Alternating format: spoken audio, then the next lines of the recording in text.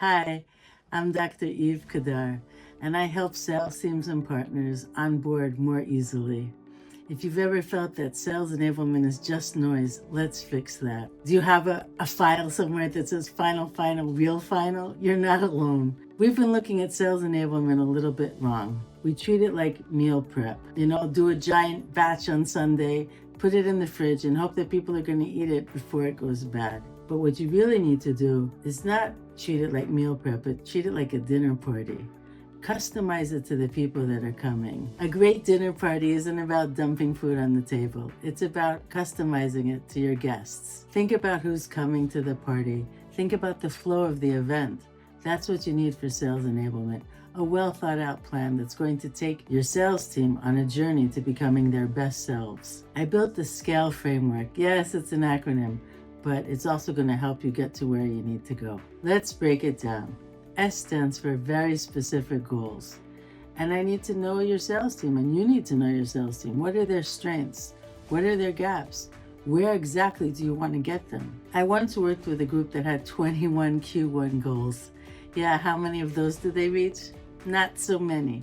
What you want to have is very specific goals that don't cause burnout. For example, reduce ramp time from 90 to 60 days. Boom, that's a goal that people can rally behind. You want to also customize your learning. Each of your sales teams, they're different. They have different goals, but they also have different experiences. Some of them have been selling for quite a while.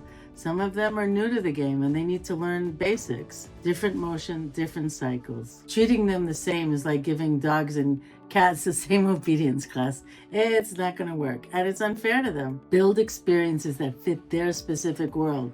That's how you're going to get traction. And when they see the success of others, then they get encouraged and they want to join in the party. Alignment.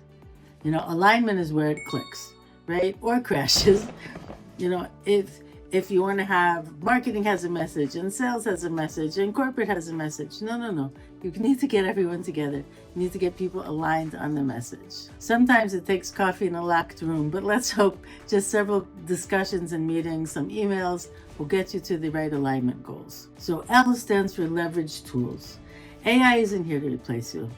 We know that. It's here to augment you. And you have to use them in smart ways so that they're accessible to everyone that needs to be using them. And there's a method to your usage, right? Again, we're back to this having a system, not random points of contact. So you want to track three things, right? Three things: behavioral change, business outcomes, and rep confidence. Rep confidence is an early warning system for absolutely everything that comes after it. And then real world proof.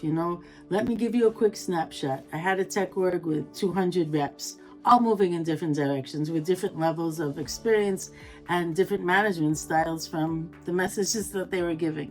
Again, alignment was really important. We rolled out SCALE just to one region, not to everybody at once. We wanted to see how it was going to work, and we wanted to iterate as needed, right? And that's a continuing theme. You need to pay attention to what's happening and iterate. But what was great about this small rollout, this pilot, was that it was extremely successful. And they had a lot of pride in their success, but it also created FOMO for the other reps, so that when we rolled it out more broadly, we already had champions for the methodology, and we had buy-in all along because we could prove it on the dashboard how well that they were doing. 6 months later, we had 80% completion rates for the training, a 20% lift in deal size, and a 30% improvement in rep retention, which is really quite amazing. So we know the method works. When people feel supported, they are encouraged. And some of the reps even said this is the first time they felt supported in their careers, that people cared about them as reps in growing their capabilities. And that's what you want to do. You want to strengthen the team as a team, and you want to give each person the feeling they own their business patch. They have a responsibility to themselves to continue growing and being successful. So here's what I would recommend. Don't try to fix everything at once, right? Pick something very specific from SCALE perhaps, and focus on that. You'll see enormous change. And pay attention to how people are reacting to these changes. Iterate as needed. Your reps don't need more content. They need more clarity. And they need a system that they can buy into and that you understand how to deliver. You want to know more? Reach out to me. I'm happy to help.